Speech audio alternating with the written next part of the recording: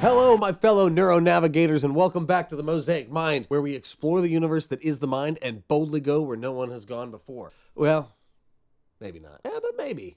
It is Autism Awareness and Acceptance Month. Well, it's the end of it anyway. So to end cap it, we are going to talk about the godfather of child psychology. Ooh. We are going to discuss a deep passion for the advocacy of the voice of children. And we are going to discuss, you ready for this? No, not really. But stick around if you'd like to hear more about the core. All right, so let's answer the core question. To do that, we need to talk about Leo. No, not that Leo. Well, maybe. No, not that Leo. Well, maybe. Yeah, that one. That's the guy. Dr. Leo Kanner. Dr. Leo Kanner was frequently given the moniker the godfather of child psychology. And there's a good reason.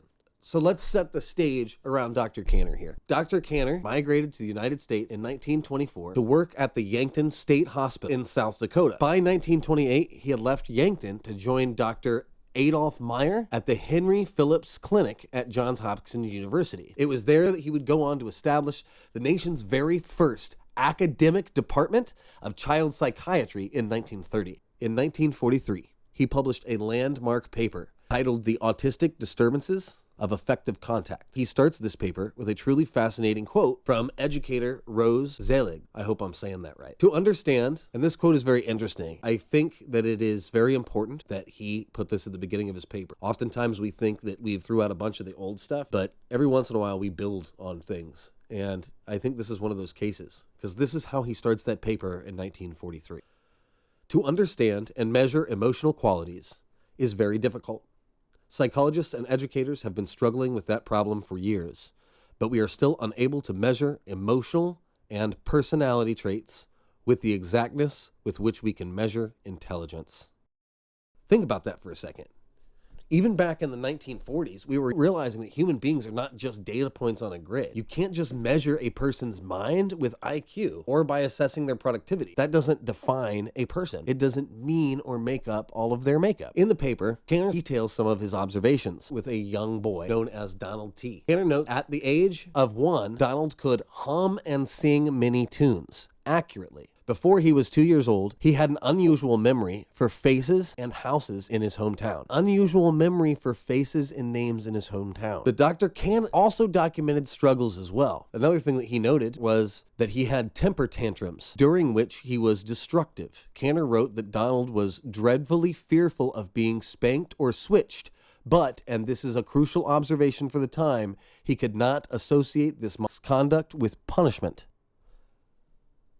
That is a key factor, and something that I don't think a lot of us understand very well. Everything is about getting results. If we are compassionate about other types of people that aren't really just worried about numbers and numbers alone, something else comes through. And I think that's what Dr. Kanner was trying to point out, that you cannot decide a person's worth based on the values that you create for them. The biggest issue with autism has been that we look at it like it's defective or that something is wrong. But this model is changing. I want to offer a new perspective. Some stories aren't about tearing down the old one. It's about compassion holding people together. Dr. Kanner started out with the idea that maybe these kids were telling the truth about their experiences and that maybe he could actually help them by listening to them first. Something that's taken us another 100 years to even begin to talk about, and we still, even in the community today, and multiple psychologists that I have talked to still don't view it that way. So it's very difficult to even realize that we've been doing this for 100 years and we're still not quite on board with it. During Kanner's time, children that behaved like Donald T.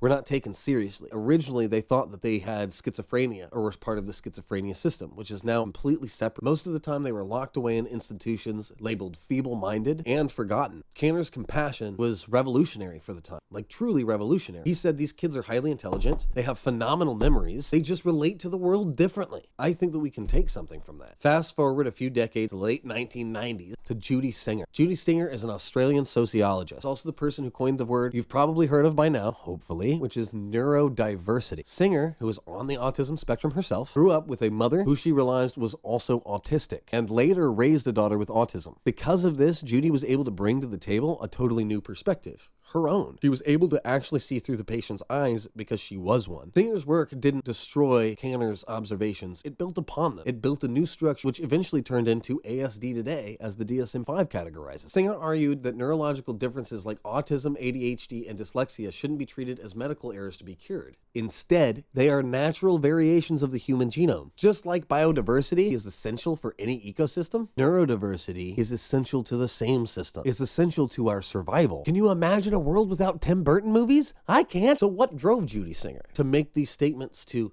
try to drive the public focus? Compassion.